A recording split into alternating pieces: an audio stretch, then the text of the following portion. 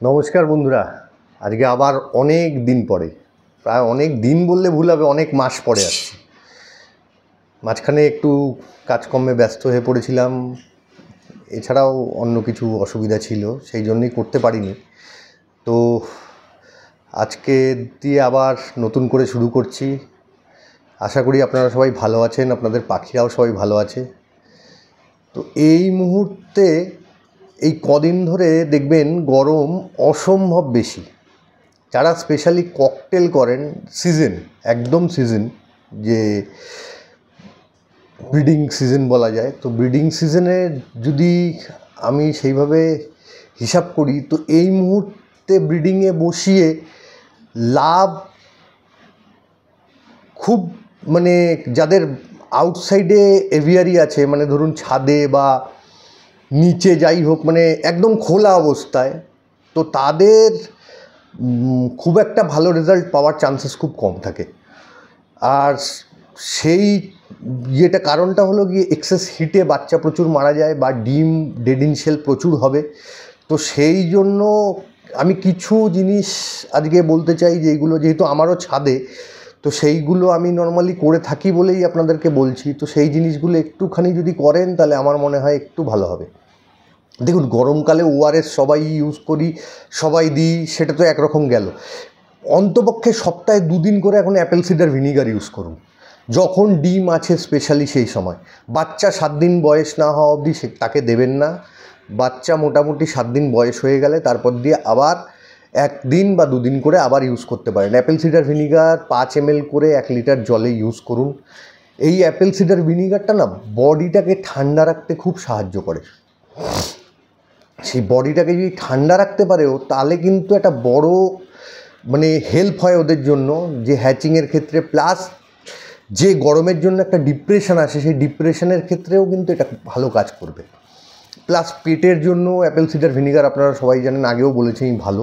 তো সেই জন্য বলছি অ্যাপেল সিডার ভিনিগারটা স্পেশালি ইউজ করুন। এটা ইউজ করলে কিন্তু মানে ভালো হবে।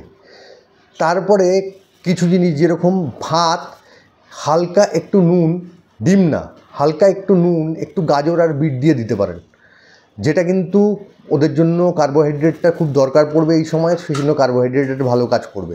আর ভিটামিন এটাও গাজর থেকে পেয়ে যাবে, আয়রন বা ফলিক অ্যাসিড যাই বলুন সেটা কিন্তু বিট থেকে পেয়ে যাবে। তো সেই জায়গা দিয়ে দেখতে গেলে এই জিনিসগুলো কিন্তু খুব মানে ভালো কাজ দেবে, রেজাল্ট কিন্তু অনেক বেটার পাবেন তার দিয়ে। ছোলা যারা ইউজ করছেন, ছোলা বা গোটা মুগ ডাল, তারা এটা ইউজ করুন। এখন ভুট্টা সিদ্ধ করে না দিয়ে, এই ভুট্টা কি বলছি, গম সিদ্ধ করে না দিয়ে গম ভিজিয়ে দিতে পারেন, ভালো জিনিস, কোনো অসুবিধা নেই। ভুট্টা যারা দিচ্ছেন সপ্তাহে 1 দিন দিতেই পারেন, কোনো অসুবিধা নেই। ডিমটাকে একটু অ্যাভয়েড করে এই মুহূর্তে চলতে হবে, মানে মাঝখানে 1-8 দিন বৃষ্টি দেখলেও আমি বলবো ডিমটা দিতে না, ডিমটাকে অ্যাভয়েড করুন। ডিমের বদলে আপনারা সেই জায়গায় মানে চেষ্টা করুন ভেজিটেবিল থেকেই হলো গিয়ে প্রোটিনটা যেটা নেওয়া যায় সেই প্রোটিনটা নেওয়ার। আর এছাড়া অনেকে খাবারের মধ্যে ইয়ে মেশায়, আপনাদের কি বলে, আরে hand feeding formula. Hand feeding formula কিন্তু মানে মিশাতেই হবে এমন কোনো ব্যাপার নেই, যাদের কিন্তু নেই তাদের কিন্তু কোনো অসুবিধা নেই। হ্যান্ড ফিডিং ফর্মুলা ছাড়াও কিন্তু পাখি যথেষ্ট ভালো থাকে। জলটা অ্যাটলিস্ট 2 বার করে চেঞ্জ করবেন। আর এখন জলের মধ্যে একটু হলেও মাঝে মাঝে সল্ট ইউজ করবেন, 1 চিমটি হলেও সল্ট ইউজ করবেন মাঝে মাঝে, যেরকম সপ্তাহে 3-4 দিন হলেও একটুখানি 1 চিমটি করে সল্ট ইউজ করবেন।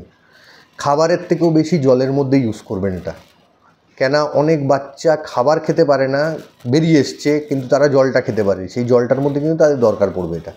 এই জিনিসগুলো একটু মাথায় রাখার দরকার, তাহলে তুলনামূলক বেটার রেজাল্ট পাওয়ার চান্স আছে। দেখুন, ব্ল্যাক ককটেল যেগুলো আছে, মানে গ্রে ককটেল যেগুলোকে আমরা বলি, তারা তুলনামূলক হার্ডি হয়, তারা অনেক কিছু বেশি সহ্য করতে পারে। কিন্তু রেড আই লুটিনো বলুন বা রেড আই, আমাদের প্যাচলেসে যদি যাই, প্যাচলেস রেড আইয়ে কিন্তু অনেক প্রবলেম ক্রিয়েট হয়। আমি কিন্তু মানে এমনও দেখেছি অনেকের বাড়িতে বাচ্চা কিন্তু ফেলেও দেয় পর্যন্ত, মানে না পেরে বাধ্য হয়ে ফেলে দেয় এক্সেসিভ হিটে। তো সেই হিট থেকে এদেরকে বাঁচানোর চেষ্টা করুন। আর মাঝে মাঝে অবশ্যই গায়ের মধ্যে কিন্তু স্প্রে করে দিন। ওরা স্নান করুক চাই না করুন, গায়ের মধ্যে স্প্রে করে দিন। স্প্রেটা খুব দরকার। হাঁড়ির আশেপাশেও স্প্রে করে দিন, হাঁড়ির মুখটা বাদ দিয়ে হাঁড়ির আশেপাশেও স্প্রে করে দিন। বক্সে স্প্রে করার দরকার নেই, বক্সে স্প্রে করলে উল্টো কাঠটাই নষ্ট হবে, কোনো লাভের লাভ কিছু হবে না, সেই জন্য বক্সে স্প্রে করার দরকার নেই। আর খাবার মধ্যে নিম পাতা, তারপরে আপনাদের সজনে ডাঁটার পাতা, এই জিনিসগুলো যদি পারেন একটু দিতে পারেন, এইগুলো দিলেও কিন্তু খুব ভালো কাজ দেবে। বাচ্চা যাতে না মারা যায় সেই জন্য এই জিনিসগুলো একটু ব্যবহার করা দরকার। আর অবশ্যই বাচ্চা হয়ে গেলে বি কমপ্লেক্সটা কিন্তু দিতে ভুলবেন না।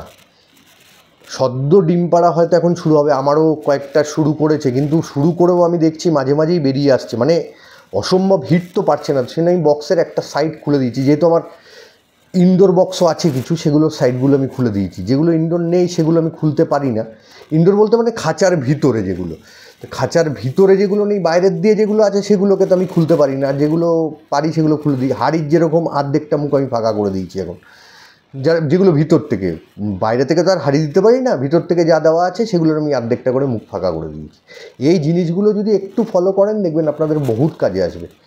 ককটেলের এই সিজনে কিন্তু অনেক ভালো রেজাল্ট পাবেন। আর এই মুহূর্তে ককটেল কিন্তু ব্রিডিং মেডিসিন ছাড়াও সুন্দর মুডে থাকে, সুন্দর ব্রিডিং করে। শুধু ওদেরকে টেম্পারেচারটা একটু মেনটেন করার জন্য সাহায্য করুন। এটাই আজকে বলার ছিল। এরকম আরও বহু কিছু নিয়ে এরপরে আস্তে আস্তে আসবো। এখন আবার নতুন করে যখন শুরু করেছি নিশ্চয়ই করব সব কিছু। যাই হোক, আজকের ভিডিওটা তাহলে আমি এখানেই শেষ করছি। নমস্কার, গুড নাইট।